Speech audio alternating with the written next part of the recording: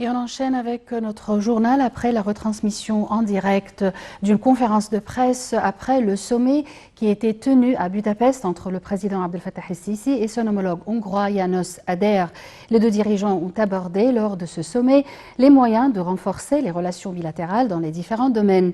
El-Sisi et Áder ont examiné aussi les dossiers régionaux et internationaux d'intérêt commun et la coordination entre les deux pays à ces égards. Le sommet a été élargi pour regrouper les délégations des deux pays. Un accueil officiel a été accordé au président el-Sisi à son arrivée au palais présidentiel à Budapest, où il a été accueilli par son homologue hongrois.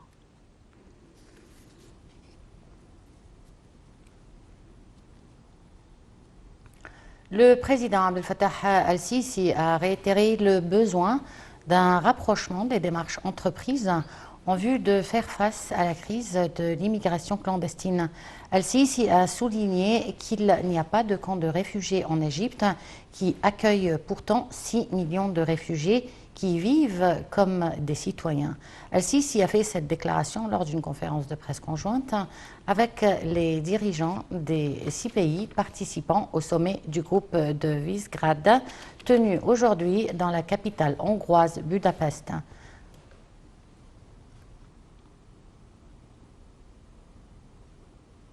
Le président Abdel Fattah el-Sisi a déclaré que le monde traversait une phase décisive qui nécessitait le déploiement intense d'efforts pour faire face aux grands défis aggravés par la pandémie du coronavirus. El-Sisi a fait cette déclaration lors de sa participation à une réunion virtuelle du groupe des 15 pays signataires de l'accord sur la biodiversité qui inclut la Chine. Le chef de l'État a indiqué que l'Égypte avait déployé des efforts considérables depuis la tenue de la conférence de Sharm el-Cheikh en 2018 en vue de lancer une nouvelle phase du travail conjoint afin de tracer un cadre mondial pour la biodiversité.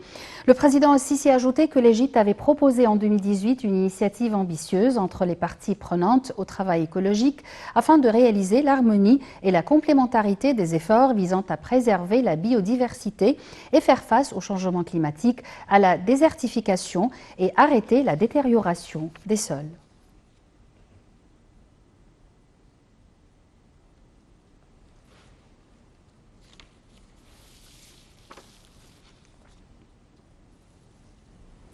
Le Premier ministre, Dr Mostafa Madbouli, a affirmé que le président el-Sisi suivait de près les préparatifs de la grande cérémonie tenue au gouvernorat de Luxor sous le thème de Luxor dans sa nouvelle robe et qui aura lieu à la suite de l'achèvement du projet de la restauration de l'allée des Béliers.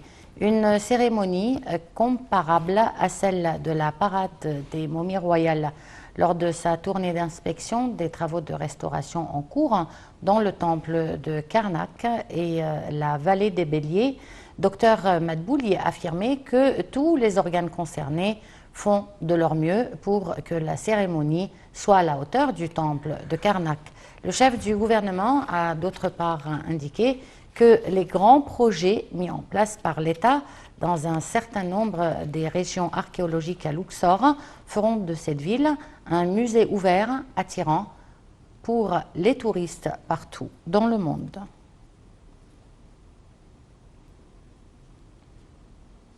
Et sur le plan économique, les indices de la bourse du Caire étaient mitigés à la clôture de la séance d'aujourd'hui, soutenus par les opérations de vente des investisseurs étrangers pour collecter des gains.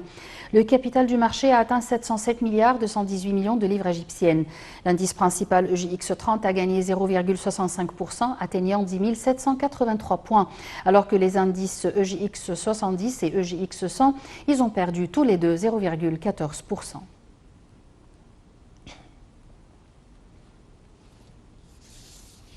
En net recul, à l'issue des élections législatives anticipées en Irak, d'influents partis chiites ont durci le ton aujourd'hui, assurant qu'ils prendraient les mesures nécessaires pour annuler cette escroquerie. Hier, le courant emmené par